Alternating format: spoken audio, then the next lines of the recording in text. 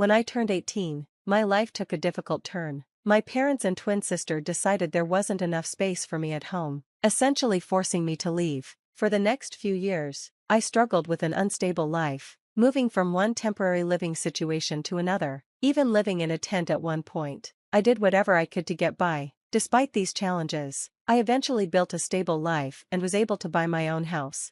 Now, at 26, just as I've gotten my life in order, my family has suddenly reappeared, led by my sister, who is now expecting her fourth child. They showed up at my door unannounced, looking to move in. This is the same sister who once pushed for me to be kicked out, saying there wasn't enough room for both of us in our childhood home. Growing up, I always felt like I was treated as less important than my sister. It was clear our parents preferred her, and they even admitted they wouldn't have had me if my sister hadn't been conceived. She was always the center of attention, getting all the best toys and clothes, while I barely received enough to keep up appearances. My sister has always shown selfish, narcissistic traits, likely because of how our parents favored her. Instead of being a supportive sibling, she consistently brought me down. The only person who ever treated me kindly in our family was my grandfather. He saw how unfairly I was treated, but when he passed away when I was 15, the last bit of kindness in my home disappeared.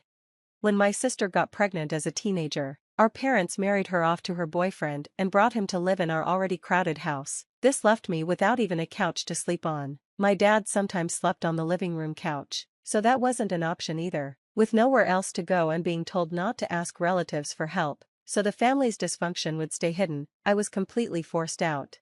I ended up living in a tent in our backyard, which happened after the police mistakenly brought me home during a brief period of homelessness. This setup was meant to be a reward for keeping quiet about the reality of my living situation. After years of struggle and hard work, I finally managed to improve my life, both physically and emotionally.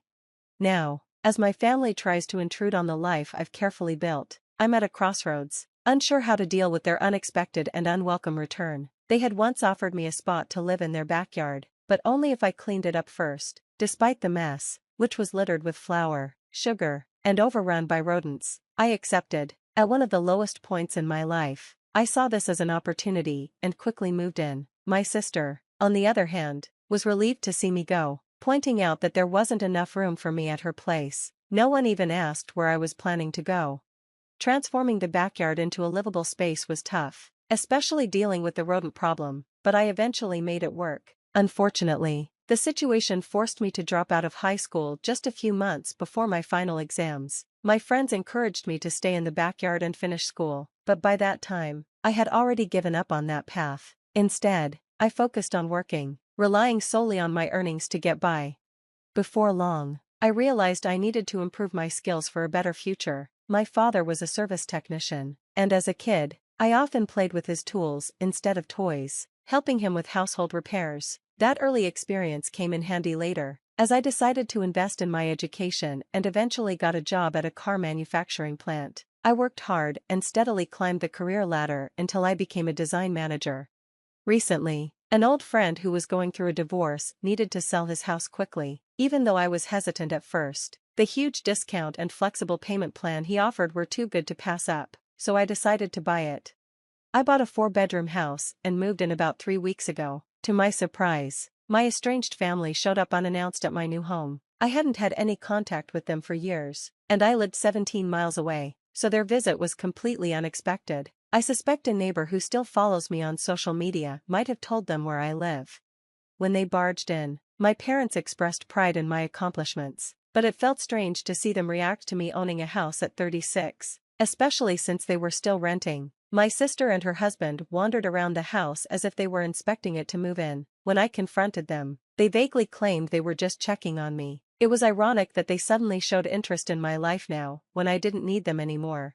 During their visit, my sister boldly claimed a bedroom for herself, excited about the private bathroom, as though it was already decided that they would move in. My parents tried to calm her down, asking her to manage her children better. In the middle of this chaos, I was shocked and immediately shut down any discussion about them moving in.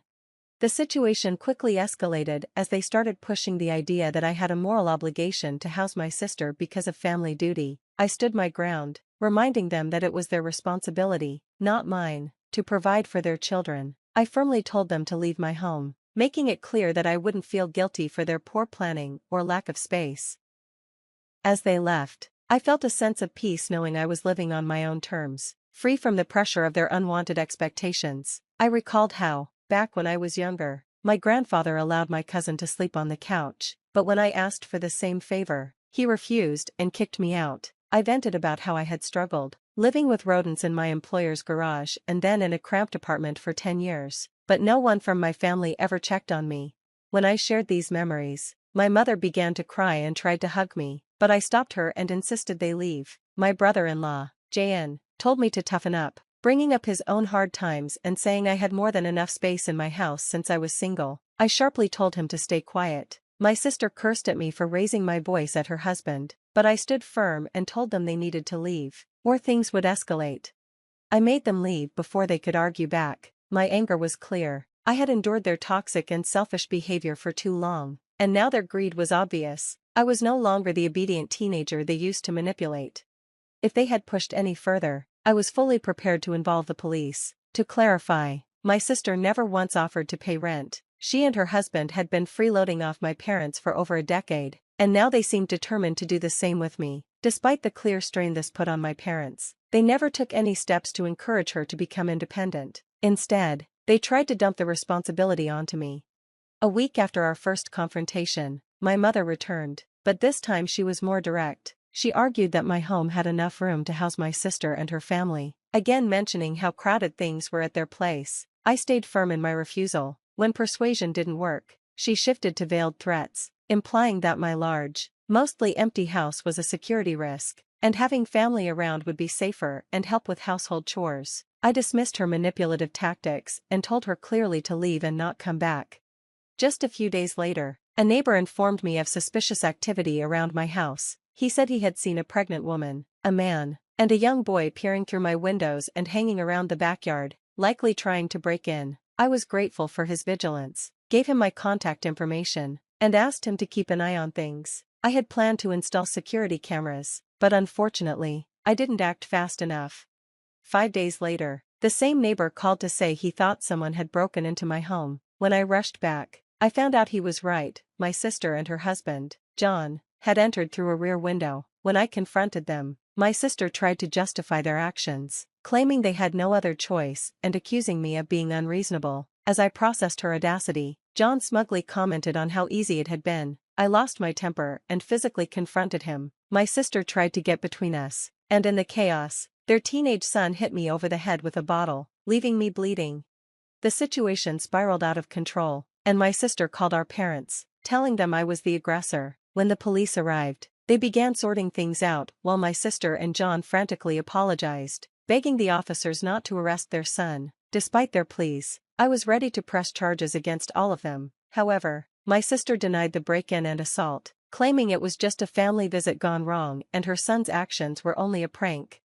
When my parents arrived, they immediately took my sister's side, pressuring me to drop the charges. They banded together to defend her and tried to make me out to be the vindictive one. Faced with their collective denial and manipulation, I realized they were determined to gaslight me into submission.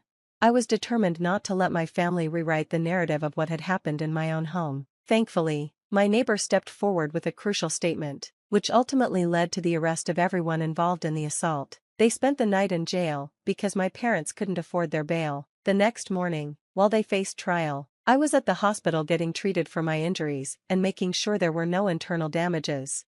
I took a few days off to recover and pressed charges for assault, also seeking compensation for my legal fees, which the court granted. Despite my parents' attempts to persuade me to drop the charges, I stood firm. I even threatened legal action against them for their role in orchestrating the attack. Since my nephew is a minor, he was dealt with under juvenile law and only spent a short time in a juvenile facility, with his parents held responsible for restitution, lost wages, and covering my medical expenses. My sister and her husband were fined heavily. In an attempt to ease their financial burden, they asked the court to allow them to complete part of their fine through community service. Since the incident, things have been quiet. I hope they've learned their lesson and will keep their distance. However, my parents haven't let this go. Just yesterday, they showed up at my door and waited outside for an hour until I reluctantly let them in. They pleaded for my help, but when it became clear they were speaking on behalf of my sister, I immediately refused to get involved. That's when they revealed their real reason for visiting. They were getting older, their home was falling apart, and they wanted to move in with me, expecting me to take them in out of duty. I confronted them about their lack of responsibility as parents. They mentioned the idea of giving their house to my sister, which I saw as another tactic to pressure me. They even suggested that my sister could pay rent to live in my house, and I could use it to cover my mortgage. I firmly declined, stating that my sister needed to handle her own financial problems without my involvement. They continued to plead, arguing that my house was too big for just one person. But I made it clear that my future plans didn't involve staying single or accommodating them out of obligation.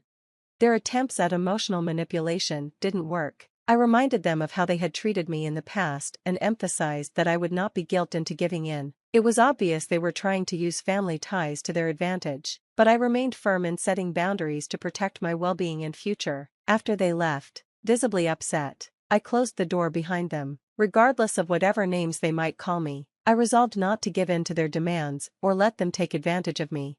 Now, I'm ready to move on to the next chapter in my life, stronger and wiser from this experience.